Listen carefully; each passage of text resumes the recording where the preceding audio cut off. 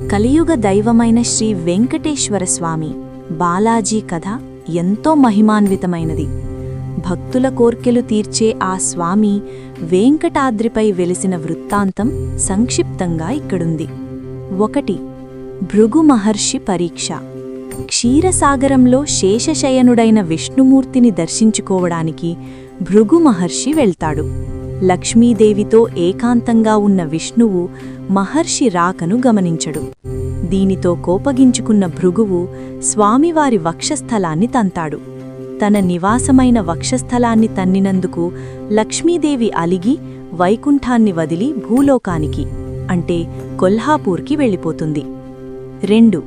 శ్రీనివాసుడి భూలోక ఆగమనం. లక్ష్మీదేవి ఎడబాటును భరించలేక విష్ణుమూర్తి కూడా భూలోకానికి వస్తాడు. శేషాచలం కొండల్లో ఒక పుట్టలో తలదాచుకుంటాడు. అక్కడ ఆవుపాలు తాగుతూ కాలం గడుపుతుండగా చోళరాజు ఆవును కొట్టబోతే స్వామి అడ్డుపడి గాయపడతాడు. ఆ గాయానికి వకుళాదేవి అంటే పూర్వజన్మలో యశోద సేవలు చేసి అతనికి శ్రీనివాసుడు అని పేరు పెట్టి పెంచుకుంటుంది. 3. పద్మావతీదేవి పరిణయం.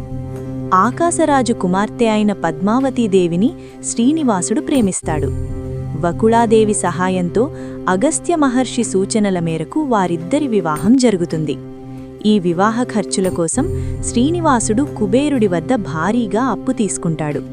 ఆ అప్పు తీర్చడానికే భక్తులు ఇచ్చే కానుకలను అంటే హుండీని స్వామి వినియోగిస్తాడని ప్రతీతి.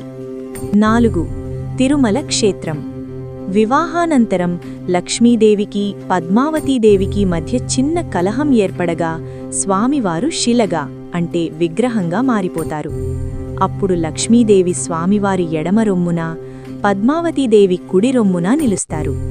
అలా స్వామివారు భక్తులను అనుగ్రహించడానికి తిరుమల కొండపై వెలిశారు. ముఖ్య విశేషాలు: వెంకటేశ్వర అంటే పాపాలను నశింపజేసేవాడు అని అర్థం. తిరుమల కొండలు ఆదిశేషుని 7 పడగలకు చిహ్నంగా సప్తగిరులు అని పిలువబడతాయి.